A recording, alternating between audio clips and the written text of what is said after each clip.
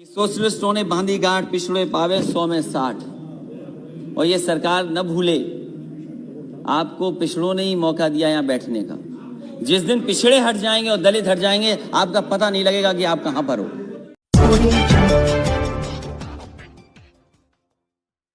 मैं कई माननीय सदस्यों का भाषण सुना।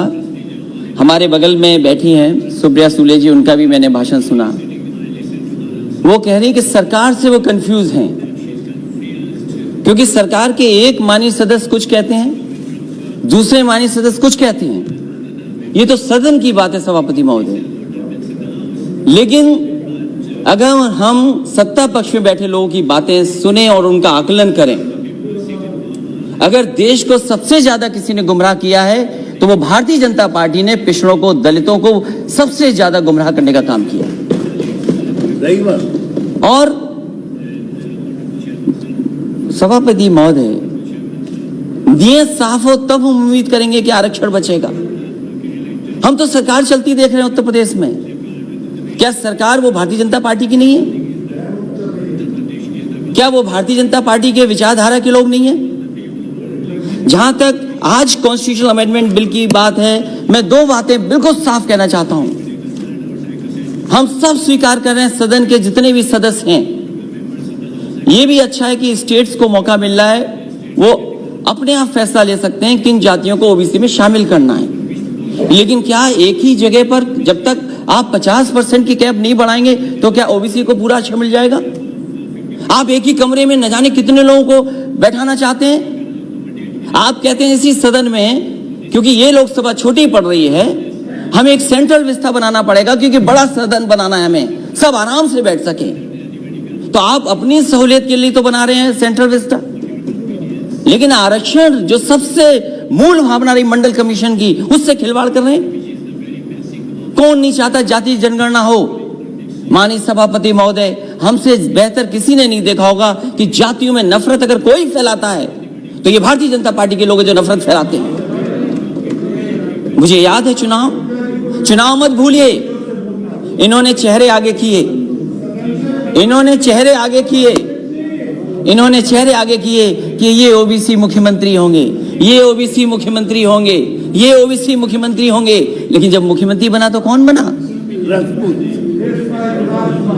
ये हर जाति के अंदर नफरत फैला दी इन्होंने। इसलिए हमारी मांग है सभापति महोदय, जब इतना कॉन्स्टिट्यूशनल अमेंडमेंट बिल लाया गया है, तो जो सबसे पुरानी मांग रही है कि सब जातियों को गिन लिया जाए। आज भारत में सबसे बड़ा मुश्किल काम यह है कि हर जाति ये समझती है कि मैं आबादी में ज्यादा हूं। हर जाति को एक दूसरे से कंफ्यूजन पैदा किया हुआ है कि आप ज्यादा हैं जाति में, आपका हक छिन रहा है, आपको जो हक मिलना चाहिए वो नहीं मिल रहा है। तो सभापति मेरी मांग है, इस समय जब इतना बड़ा फैसला सरकार ले रही है और जब इनकी सरकारी पिछड़ों ने बनवाई है,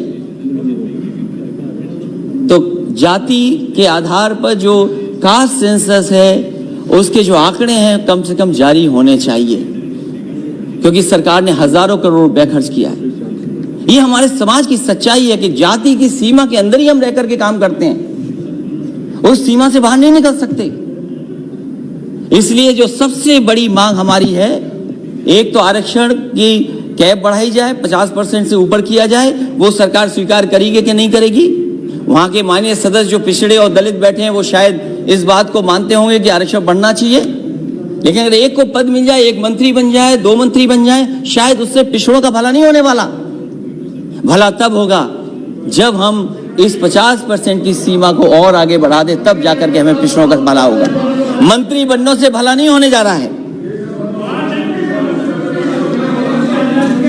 एमपी कितने भी आए हों हमारे, लेकिन अगली सरकार समाजवादी बनने जा रही है, और आप अगर कास्ट सेंसस नहीं करोगे तो उत्तर प्रदेश में समाजवादी पार्टी कास्ट सेंसस करके दिखा देगी।